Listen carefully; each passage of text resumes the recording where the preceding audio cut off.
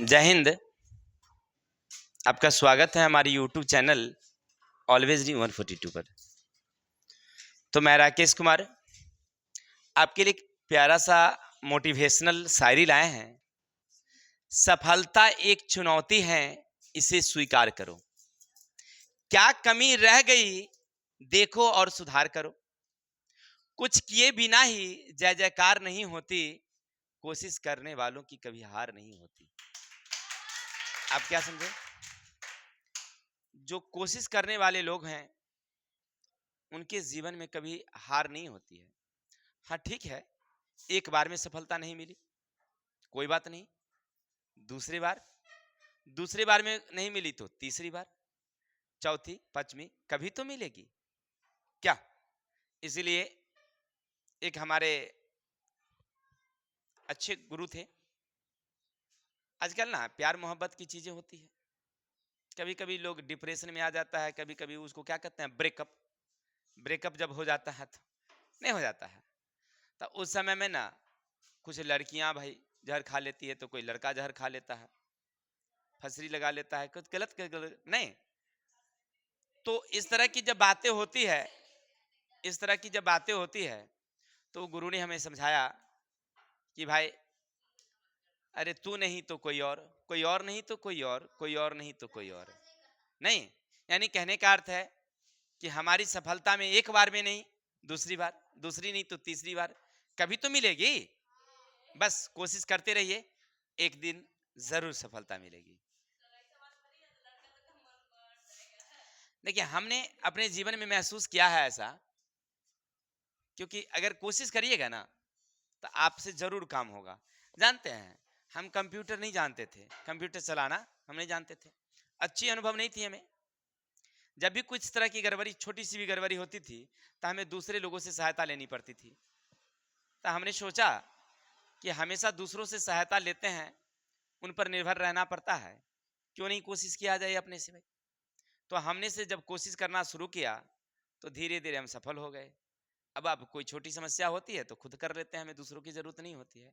यानी कुल मिलाकर के हमने देखा कि हमने कोशिश किया है तो सफलता हमें जरूर मिली है। आप भी करिए, आपको भी मिलेगी। ठीक है, चलते हैं मेरे शेर। तो आज हम लोग एक नई अध्याय के साथ उपस्थित हुए हैं, नई बातें हम लोग पढ़ेंगे। सबसे पहले पढ़ेंगे क्या, तो एक भारतीय भवन प्रकाशन करती है रसायन शास्त्र, जो क्लास 9th के लिए आती है। यानी क्लास 9th का जो भारतीय भवन रसायन शास्त्र है, इसके चैप्टर नंबर है 3, जिसका नाम है परमाणु, अणु और आयन। इनके बारे में आज विस्तार से हम लोग चर्चा करेंगे। हर एक एक पहलू पर हम लोग ध्यान देंगे, फोकस करेंगे। इससे पहले हम लोग परमाणु किसे कहते हैं इसकी चर्चा हो चुकी थी, नहीं, लेकिन थोड़ा सा हम लोग चलेंगे। तो आज जो हम लोग मूल रूप से पढ़ेंगे, वो वीडियो में क्या क्या पढ़ेंगे थोड़ा सा समझ लेते हैं पहले, तब आगे चलेंगे। हमारा आज जो टॉपिक्स होगा कि रासायनिक संयोग का नियम क्या है, परमाणु किसे कहते हैं, अणु क्या है, डाल्टन के परमाणु सिद्धांत के गुण और दोष क्या हैं, परमाणु के संकेत, आयन, रासायनिक समीकरण से प्राप्त होने वाली सूचना। इन सारी चीजों को इस वीडियो में नहीं, मतलब इस पाठ के वीडियो जितने भी आएंगे उन सब में हम लोग बारी बारी से कवर करेंगे, क्योंकि एक वीडियो में सारा कवर नहीं हो पाएगा, क्योंकि लंबा वीडियो चली जाएगी। तो इसलिए हम लोग छोटा छोटा वीडियो लेकर चलेंगे ताकि ये सब क्लियर हो जाए। चलते हैं। आपने पिछले पाठ में रासायनिक गुण के आधार पर पदार्थों का वर्गीकरण किया था, जिसमें पढ़े थे कि तत्व किसे कहते हैं, यौगिक क्या है, मिश्रण से आप क्या समझते हैं, नहीं पढ़ते? अच्छा, इसके बाद आप गौर किए होंगे थोड़ा सा कि जब तत्व है, यौगिक है, मिश्रण है, तो तत्व तो न बना था न ही टूटा था, लेकिन यौगिक बना था, एक रासायनिक विधि से बना था। अब बनने में कुछ न कुछ नियमों का पालन जरूर किया होगा। तो क्या क्या नियम का पालन किया, इन सारे चीजों को हम लोग इस अध्याय में क्लियर करेंगे। हम लोग वहां तो देखे थे कि हाइड्रोजन हमने दिया, ऑक्सीजन दिया, जल बन गया, हाइड्रोजन दिया और ऑक्सीजन दिया, हाइड्रोजन पेरोक्साइड बन गया। कार्बन और ऑक्सीजन संयोग किया, कार्बन डाइऑक्साइड बना लिया। इन तमाम चीजों को हमने देखा था वहां पर, लेकिन उसमें किस किस नियम का पालन हो रहा था, ये नियम हम लोग नहीं देखे थे। तो हम लोग इसी चीज को यहां से पढ़ेंगे कि इस पाठ में रासायनिक गुण के आधार पर जो हम लोग बांटे हैं, तो उस नियम बनने में कौन कौन नियमों का पालन कर रहा है, इसके बारे में पढ़ेंगे। लेकिन इससे पहले हमारे कुछ जो दार्शनिक लोग थे, जिनका नाम है कनाद, अरस्तु या अन्य प्रकार के जो ग्रीक दार्शनिक थे, उन लोगों का कहना था कि बुआ पदार्थ जो होता है ना, एकदम सूक्ष्म से सूक्ष्म कणों के बने होते हैं, और ये 5 कणों के बने होते हैं, जिनका नाम था क्षिति, अग्नि, जल, वायु और गगन। इन 5 चीजों से बना है। हमारी जो रामायण है, यानी जो बाबा तुलसीदास और कालिदास जी लिखे हैं, ठीक है ना, नहीं कालिदास ने लिखे थे, तुलसीदास और कौन लिखे थे, हाँ तुलसीदास ही लिखे हैं। उन्होंने लिखा था, उनमें लिखे हैं, कहते हैं कि क्षिति जल पावक गगन समीरा, पंच रचित यह अधम शरीरा। यानी ये जो हमारा शरीर है, ये 5 चीजों से बनी है। कौन कौन है, तो वो क्षितिज, अग्नि, जल, वायु और गगन, इन 5 चीजों से बनी है। ऐसा कहते हैं कौन, हमारे तुलसीदास जी कहते हैं कि हमारे ये 5 चीजों से हमारी क्या बनी हुई है। चलिए, इसके अलावा उन्होंने कहा है, सुनिएगा, पदार्थ अत्यंत सूक्ष्म, शाश्वत और अगोचर कणों से बने होते हैं, जिन्हें परमाणुष कहते हैं। यानी पदार्थ जो है एकदम सूक्ष्म से सूक्ष्म कणों से बना होता है, जिसको क्या कहते हैं, परमाणुष कहते हैं, जो अत्यंत सूक्ष्म कण है। और ये 2 शब्दों का बना होता है, जिसका नाम है परम तथा अणु। परम का अर्थ होता है अंतिम, और अणु का अर्थ होता है कण, यानी अंतिम कण। किसी पदार्थ को आप खंड करिए, थोड़ा सा विद्युत की समस्या है इसलिए ऐसा प्रॉब्लम चल रहा है। चलिए, तो हम लोग पढ़ रहे थे कि किसी भी पदार्थ का खंड करिए, खंड करते करते चलिए, एक अंतिम कण जब आपको मिलेगी, एकदम सूक्ष्म कण, तो वो क्या कहलाएगी, परमाणुष कहलाएगी। क्या कहलाएगी, यानी परमाणुष का छोटा कण जो है परमाणुष कहलाता है, यानी अंतिम कण। और ये अविभाज्य होते हैं। ये क्या होते हैं, ठीक है ना, इसका अर्थ ही होता है अविभाज्य। कोई दिक्कत, तो हम लोग पढ़ रहे थे कि महर्षि कनाद, महर्षि अरस्तु या अन्य प्रकार के जो दार्शनिक हैं, महर्षि वाल्मीकि जी हैं, तुलसी बाबा हैं, है ना, तो इन लोगों के द्वारा जो रामायण लिखी गई, उनमें ये बताया गया कि हमारा जो शरीर है, दुनिया की जितनी भी चीजें हैं, वो 5 तत्व से बनी हैं।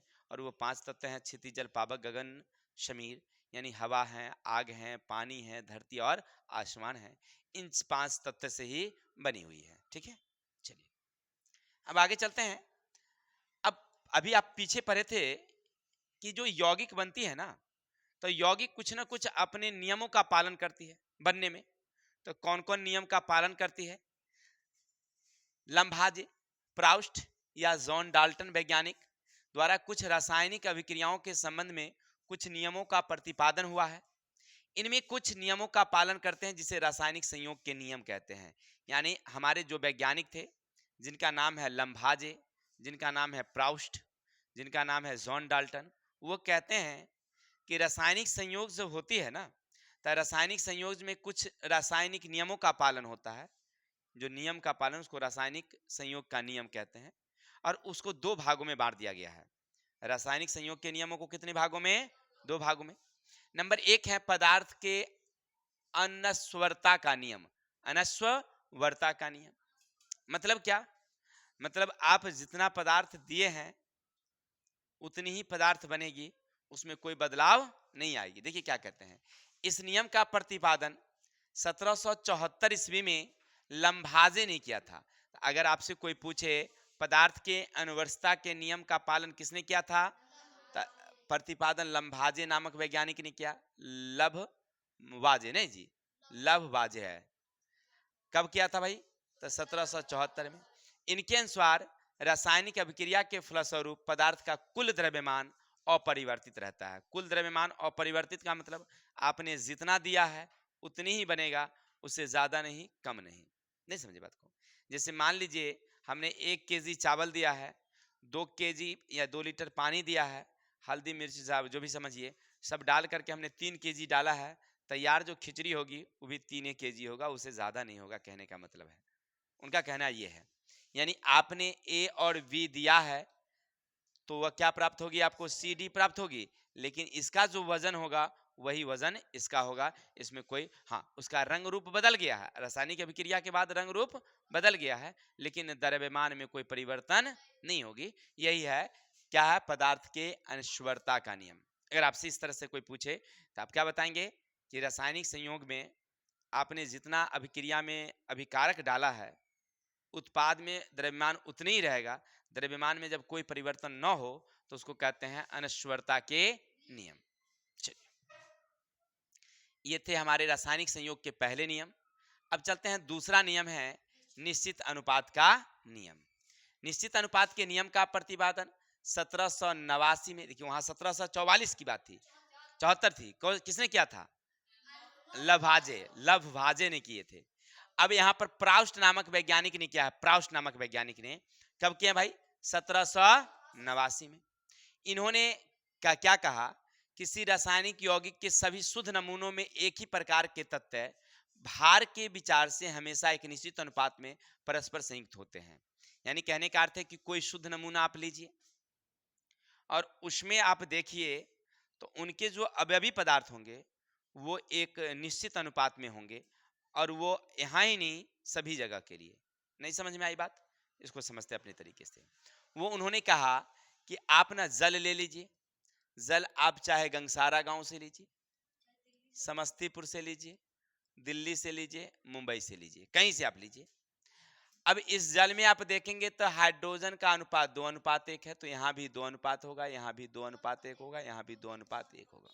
चाहे आप कहीं से भी लीजिए, जल में जो उपस्थित अवयव हैं हाइड्रोजन और ऑक्सीजन, उसका अनुपात क्या होगा, 2:1 होगा, यानी 16:8 हो, ऐसे भी कह सकते हैं। तो 16:8 हुआ तो काट देंगे तो 2:1 ही आई ना आगे।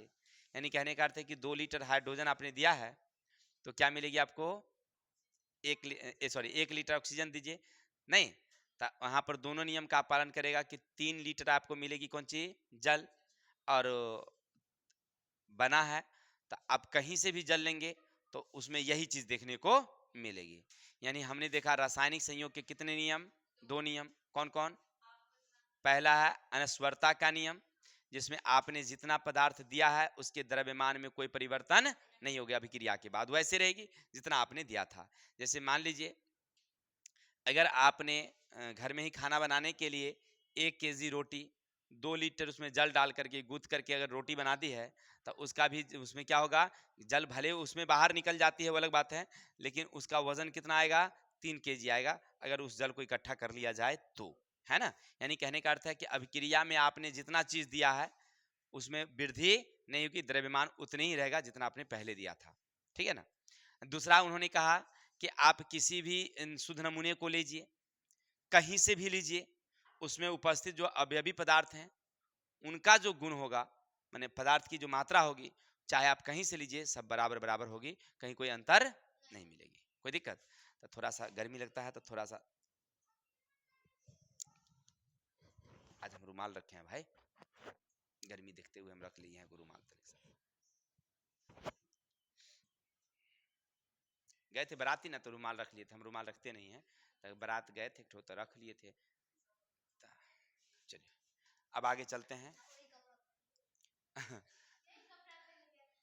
चलिए अब चलते हैं थोड़ा सा, हमारे पाठ्य पुस्तक का सबसे महत्वपूर्ण चीज है डाल्टन का सिद्धांत। रासायनिक यौगिकों का संगठन में निश्चित अनुपात होता है। इस समस्या को समझने में वैज्ञानिक असफल रहे और इसका समाधान इंग्लैंड के एक शिक्षक जॉन डाल्टन ने किया था। याद रखिएगा, अभी अभी रासायनिक संयोग के नियम आप पढ़ रहे थे, तो रासायनिक संयोग के 2 नियम तो आए। कौन कौन नियम, एक था अनस्वरता का नियम और है एक निश्चित अनुपात का नियम। लेकिन इन दोनों नियम के बावजूद भी सभी वैज्ञानिकों ने इसको अच्छी तरह से समझा नहीं पाए, है ना। तो एक इंग्लैंड के शिक्षक थे जिनका नाम है जॉन डाल्टन, उन्होंने इस चीज को एकदम विस्तार से समझाया। सर्वप्रथम 1801 में परमाणु की संरचना संबंधित एक सिद्धांत दिया जिन्हें डाल्टन का परमाणु सिद्धांत कहलाता है। भले आज वो सिद्धांत गलत हो चुका है, लेकिन जिस समय वो दिए थे उस समय काफी प्रसिद्ध रहा है, ठीक है ना। उनकी सिद्धांत को उस समय कोई कटौती नहीं हुई, खूब वाहवाही लुटे, खूब नाम सम हुआ उनका। बाद में आने वाले वैज्ञानिक ने उनके कटौती कटौती करके पूरा नियम को गलती कर दिया, तो वो हम लोग आगे देखेंगे। लेकिन फिलहाल उनका क्या सिद्धांत था ये जानेंगे तब ना पता चलेगा कि क्या कटौती हुआ क्या। तो उन्होंने क्या सिद्धांत दिया है भाई, तब परमाणु सिद्धांत दिया है। अगर कोई आपसे कोई पूछे परमाणु सिद्धांत किसने दिया था भाई, जॉन डाल्टन। कब दिए थे, 1801 में। कब दिए थे, चलिए अब चलते हैं। डाल्टन के परमाणु सिद्धांत के अनुसार क्या क्या मान्यताएं सुनिएगा। नंबर 1, सभी पदार्थ अत्यंत सूक्ष्म कणों के बने होते हैं जिसे परमाणु कहते हैं और यह अविभाज्य होता है। उन्होंने कहा है कि दुनिया की जितनी भी पदार्थ हैं वह अत्यंत सूक्ष्म कणों के बने होते हैं जिसको परमाणु कहते हैं। और ये परमाणु जो होते हैं ना, क्या होते हैं, अविभाज्य। पदार्थ के सबसे सूक्ष्म कण परमाणु, अब परमाणु क्या होता है, अविभाज्य, ठीक है। बाद में अभी वैज्ञानिक ने इसको तोड़ दिया है, इलेक्ट्रॉन प्रोटॉन न्यूट्रॉन में तोड़ दिया गया है, वो अलग सी बातें हैं, लेकिन उस समय ये था। चलिए, तो हम लोग पढ़ रहे थे कि पदार्थ के जो सूक्ष्म कण है वो क्या कहलाते हैं, परमाणु, और यह अविभाज्य होता है किसके अनुसार, जॉन डाल्टन के अनुसार। दूसरा था, किसी रासायनिक अभिक्रिया द्वारा न तो परमाणु का निर्माण किया जा सकता है और न ही समाप्त किया जा सकता है। यानी परमाणु जो पदार्थ का जो सूक्ष्म कण है उसको आप चाहे रासायनिक विधि हो, भौतिक विधि हो, यांत्रिक विधि हो, चाहे कोई विधि में आप जाइए, आप उसको न तो बना सकते हैं और न ही समाप्त कर सकते हैं। ऐसा कहा कौन, जॉन डाल्टन। लेकिन अभी के वैज्ञानिकों ने उन्हें भी तोड़ दिया है, तो जॉन डाल्टन का वो नियम गलत हो गया। लेकिन ये बात हम लोग पढ़ेंगे चौथे अध्याय में, है ना। तो इसलिए फिलहाल आगे बढ़ते हैं। किसी तत्व के सभी परमाणु समान होते हैं, उनके द्रव्यमान, आकार, रासायनिक गुण समान होते हैं। उनका कहना था कि आप कोई भी पदार्थ लीजिए तो उनमें जितने परमाणु होंगे वो समान रूप से होंगे। जैसे आप लोहा कहीं से लीजिए, आप कहीं से भी लोहा लीजिए, है ना, तो उसमें जो है ना, ध्यान दो, उसमें जो कण होगा वो कण समान होंगे। जैसे आप जल ही लीजिए समान होंगे, माने कोई भी चीज लीजिए समान होंगे, ऐसा कहा कौन, जॉन डाल्टन। लेकिन आने वाले वैज्ञानिक ने इसको भी गलत कर दिया, कहा कि नहीं, एक ही पदार्थ हम ले लेते हैं दो जगह से, और दो जगह से दो गुण वाला हमको मिला। जैसे कार्बन, एक जगह कार्बन 12, एक जगह कार्बन 14, यानी कार्बन 12 और कार्बन 14, इसकी संरचना आकार में अंतर है भाई, गुण में अंतर है ना। कार्बन 12 का अलग उपयोग है, कार्बन 14 का अलग उपयोग है। यूरेनियम 235, यूरेनियम 238, ये एक ही यूरेनियम है लेकिन दो जगह से हमने निकाला तो दो गुण वाला निकला। तो जॉन डाल्टन का ये सिद्धांत गलत हुआ। कब, जब समस्थानिक का खोज हुआ तब। लेकिन उससे पहले जब तक खोज नहीं हुआ तब तक उनका क्या कहना था कि आप कोई भी पदार्थ लीजिए, उनमें उपस्थित जो परमाणु होगी उनकी द्रव्यमान, आकार सबका एक सेम जैसा होगा, है ना। इन्होंने क्या कहा, किसी तत्व के सभी परमाणु समान होते हैं और इनके द्रव्यमान, आकार, रासायनिक गुण भी क्या होंगे, समान होंगे। उन्होंने आगे क्या कहा सुनिएगा, किसी तत्व के परमाणु के गुण भिन्न भिन्न होते हैं। किसी तत्व के जो परमाणु हैं तो वो भिन्न भिन्न तत्व के परमाणु तो भिन्न भिन्न गुण वाले होंगे, एक जैसे नहीं होंगे, है ना। माने जैसे मान लीजिए तीन चीज लिया हमने, लोहा, तांबा और जस्ता, तो तीनों तीन गुण वाला होगा, ऐसा मानना था किनका, जॉन डाल्टन का। पोटेशियम, सोडियम, कैल्शियम तीनों तीन गुण वाला होगा, है ना, ऐसा किसका मानना था, जॉन डाल्टन का। यानी एक रहेगा तो एक गुण वाला, और तीन अलग अलग पदार्थ रहेगा तो अलग अलग गुण वाला, सेम सेम नहीं होगा। आगे, रासायनिक अभिक्रिया में दो या दो से अधिक परमाणु संयोग कर यौगिक बनाते हैं। यानी उनका क्या कहना था कि रासायनिक अभिक्रिया होगी और रासायनिक अभिक्रिया के बाद कोई पदार्थ बना तो वो कैसा बनाएगा, यौगिक बनाएगा, ठीक है ना। यानी यौगिक तो हम लोग पढ़ चुके थे कि मूल पदार्थ से बिल्कुल बदल जाए। जैसे हमने बताया था कि हाइड्रोजन गैस, क्लोरीन गैस, इसको हाइड्रोक्लोरिक बना लिए, लेकिन वही क्लोरीन अब प्लस Na सोडियम इससे बना दिए तो NaCl नमक हो गया। ये नमक तो ठोस हो जाता है, ये दोनों गैस है तो गुणवाना बदल गई। हाइड्रोजन और क्या करते हैं, ऑक्सीजन, दोनों को संयोग कर दिए, दोनों गैस है, संयोग कर दिए, बन गया कौन चीज, जल। क्या बन गया? उसका गुणमाना बदल गई। तो ये रासायनिक अभिक्रिया में जो परमाणु संयोग करेंगे तो क्या बनाएगी? यौगिक। आगे रासायनिक संयोग में तत्व के परमाणु सरल सांख्यिकीय अनुपात, चाहे वो 1:1 में हो, 1:2 में हो, 2:1 में हो, 3:2 में हो, 2:3 में, माने कोई सांख्यिकीय अनुपात में होता है। जैसे देखिए CO2 carbon 1 oxygen 2, H2O hydrogen 2 oxygen 1, H2O2 hydrogen peroxide तो 2:2। माने कह रहे हैं कि 1:2 में रहे, चाहे 2:1 में रहे, 2:2 में रहेगा, 2:3 में रहेगा, 3:2 में रहेगा, माने कोनो नियम का पालन कर सकता है, ये कोई जरूरी नहीं है। यानी सांख्यिकीय अनुपात में रहेगा। कैसा रहेगा? सांख्यिकीय अनुपात में रहता है। कोई दिक्कत? अब आगे चलेंगे। एक तत्व के परमाणु दूसरे तत्व के परमाणु के साथ अलग अलग अनुपात मिलकर अलग अलग यौगिक बनाते हैं। माने दुइये को चीज लीजिए, अलग सुनिए ना, अलग अलग चीज रख दीजिएगा तो अलग अलग बन जाएंगे। ऐसा कहना था किसका? जॉन डाल्टन का। मतलब वो कहे कि देखो तुम हाइड्रोजन लिया ना, ऑक्सीजन ले लो, तो हाइड्रोजन 2 kg दो, ऑक्सीजन 1 kg दो, तो क्या बन जाएगा तुमको? जल। लेकिन वही हाइड्रोजन 2 kg, ऑक्सीजन तुम दो लेकिन ये 2 kg दे दो, तो बन जाएगा हाइड्रोजन पेरोक्साइड। ऐसा मानना था किनका? उन्होंने कहा कि देखो कार्बन तुम एगो ले लो, एगो ऑक्सीजन ले लो, तो कार्बन एगो लो, ऑक्सीजन 2 लो, तो बन जाएगा CO2 कार्बन डाइऑक्साइड। लेकिन कार्बन एगो ले लो, ऑक्सीजन 3 ले लो, तो अब ये बन जाएगा, गुणमायकर बदल जाएगा, कार्बन मोनोऑक्साइड बन जाएगा। समझ रहे ना? यानी उन्होंने कहा कि तत्व के परमाणु दूसरे परमाणु के साथ अलग अलग अनुपात में, तो यहाँ है 1:2, यहाँ 1:3, यहाँ हुआ 2:1, यहाँ हुआ 2:2, माने अलग अलग अनुपात में मिलेगा तो अलग अलग पदार्थ बनाएगा। ठीक है ना? माने वो अलग अलग पदार्थ हो जाएगा, एक रंग का नहीं होगा। जैसे 2:1 दिए जल का, हाइड्रोजन और ऑक्सीजन का, तो जल बनेगा। लेकिन अगर हाइड्रोजन 2 ही रखेंगे लेकिन ऑक्सीजन गलती से हम 2 kg कर दिए तो वो अब जल नहीं बनेगा। क्या बन जाएगी? नहीं बन जाएगी, हाइड्रोजन पेरोक्साइड। चलिए उदाहरण समझ गए। अब आगे चलते हैं। अब जॉन डाल्टन के सिद्धांत के कुछ दोष हैं जो अभी हम लोग पढ़ रहे थे पीछे, कि गुण पहले पढ़े उनका, क्या क्या गुण है, लेकिन उनका दोष क्या क्या है सो समझिए। तो उनके अनेक प्रकार के उपयोगी सिद्ध हुआ, लेकिन बाद में कुछ वैज्ञानिकों जब आए तो इनमें कुछ दोष गड़बड़ी निकाल दिए कि भाई ये गड़बड़ कह रहे हैं। तो क्या? तो जॉन डाल्टन के अनुसार परमाणु क्या होता है? अविभाज्य। लेकिन बाद में कुछ वैज्ञानिक आए तो उन्हें इलेक्ट्रॉन, प्रोटॉन, न्यूट्रॉन आदि में क्या कर दिया? विभाजित कर दिया। उन्होंने कहा कि इलेक्ट्रॉन, प्रोटॉन और न्यूट्रॉन में क्या कर दिया? उसको विभाजित कर दिया। अर्थात जॉन डाल्टन के अनुसार परमाणु अविभाज्य है। लेकिन आने वाले वैज्ञानिकों ने कहा कि उनका जो ये सिद्धांत है ये गलत है, ऐसी बात नहीं है, हम परमाणु को भी तोड़ सकते हैं। किसमें? तो इलेक्ट्रॉन, प्रोटॉन, न्यूट्रॉन। तोड़ के दिखाया भी, केवल कहे ही नहीं, दिखाया भी।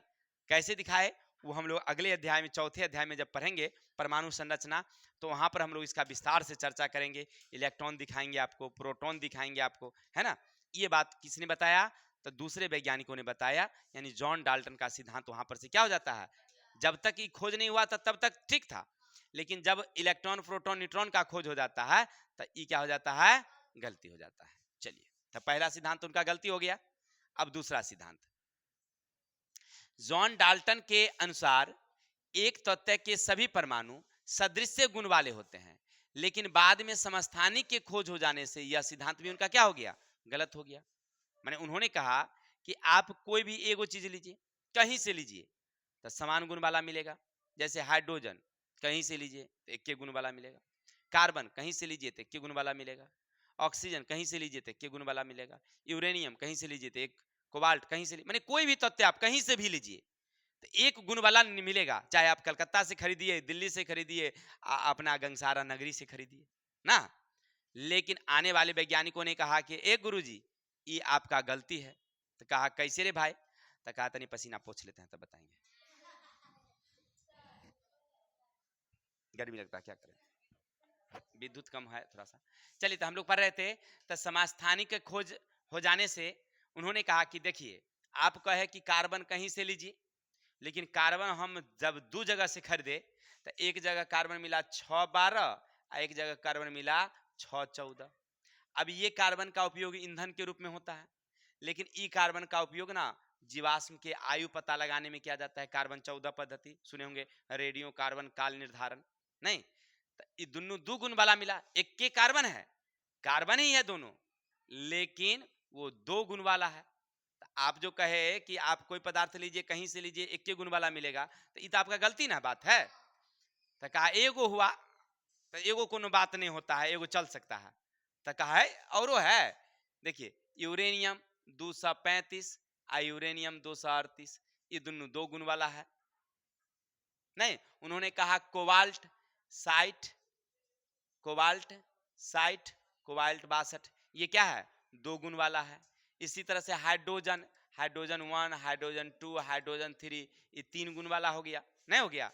यानी कहने का अर्थ है कि जॉन डाल्टन का जो सिद्धांत था कि कोई पदार्थ आप कहीं से भी लीजिए समान गुण वाला मिलेगा, तो इस समस्थानिक की खोज हो जाने से ये गुणमा क्या हो गई। अब समस्थानिक किसे कहते हैं ये आगे हम लोग पढ़ेंगे, इसलिए अभी छोड़ते हैं इसको। अब आगे चलेंगे, उनका सिद्धांत देखते हैं। तीसरा सिद्धांत था, डाल्टन ने कहा कि विभिन्न तत्व के परमाणु अलग अलग गुण वाले होंगे। उन्होंने कहा कि अगर आप दो चीज लेते हैं तो दोनों दो गुण वाला होगा, तीन गो लीजिए तो तीनों तीन गुण वाला होगा। ये कहा कौन, जॉन डाल्टन। लेकिन बाद में दूसरे वैज्ञानिक आए और खोज कर दिए संभारिक का, और उन्होंने कहा कि ए भैया ये भी डाल्टन साहब का सिद्धांत गलती है। वो तो कह दिए थे उस समय, लेकिन इस ठीक बात नहीं है। तो कहा कैसे, तो देखिए आप लीजिए आर्गन, आप लीजिए पोटेशियम, आप लीजिए कैल्शियम, है ना। तो इसकी परमाणु संख्या 18 है, इसकी परमाणु संख्या 19 है, इसकी परमाणु संख्या 20 है, लेकिन एक दरम्यान 40 है, एक दरम्यान 40 है, एक दरम्यान 40 है। वो तो कहे थे तीनों अलग वाला होगा, लेकिन तीनों तो 40-40 वाला हो गया। तो ये गलती ना हो गया उनका। नजर सबका खुला, अरे वाह बिल्कुल सही कह रहा है ये बात आदमी। यानी कि डाल्टन साहब का ये भी सिद्धांत क्या हो गया। उन्होंने औरों कहा, देखिए उन्होंने कहा कि कार्बन लीजिए तो ये अलग गुण वाला होगा, ऑक्सीजन अलग गुण वाला होगा। ये बात कौन कहे, डाल्टन साहब। लेकिन आने वाले वैज्ञानिक ने कहा कि इसकी परमाणु संख्या 6 है, इसकी परमाणु संख्या 8 है, लेकिन इसका भी द्रव्यमान 14 है, इसका भी द्रव्यमान कितना है भैया, अरे 14 है, नहीं इसका 16 होगा, 16 होगा, इसका भी कितना होगा 16 होगा, नहीं हो जाएगा। यानी ये दोनों है अलग अलग, लेकिन वजनमा क्या है दोनों का एक जैसा है। यानी समान गुण वाला तो है, द्रव्यमान तो मिल रहा है ना। यानी डाल्टन साहब ने कहा दो अलग अलग चीज लीजिए, अलग अलग गुण वाला होगा, तो उनके इस सिद्धांत को भी समभारिक खोज होने से क्या हो गया, गलत। चलिए अब आगे चलेंगे।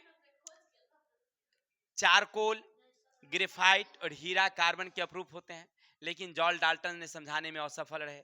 उन्होंने कहा कि कार्बन एक गुण वाला होगा, लेकिन आने वाले वैज्ञानिक ने कहा था भैया एक बात बताइए आप हमको कि कार्बन के कितने अप्रूप हुए, तो दो, हीरा और ग्रेफाइट।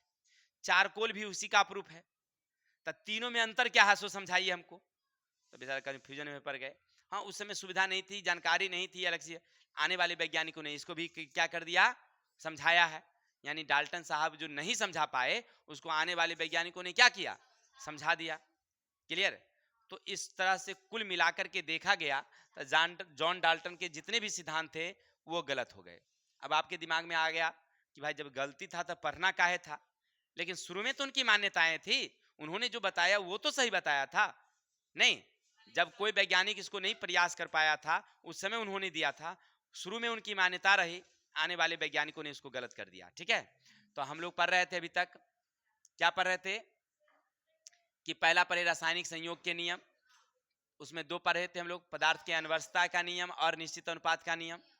फिर पढ़े हम लोग जॉन डाल्टन के सिद्धांत के नियम और उनके विभिन्न दोष। ठीक है, तो आज के लिए इतनी रहने देते हैं, कल मिलेंगे नेक्स्ट वीडियो के साथ। तब तक के लिए हंसते रहिए, मुस्कुराते रहिए, गर्मी बहुत ज़्यादा है। जय हिंद, जय भारत।